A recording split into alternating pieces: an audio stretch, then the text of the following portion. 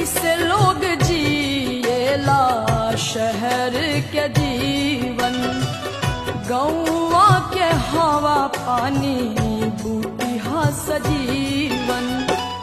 जेल लेखा लागत बरुए, जेल लेखा लागत बरुए, अन्हरी कोठरिया में हमरा के ले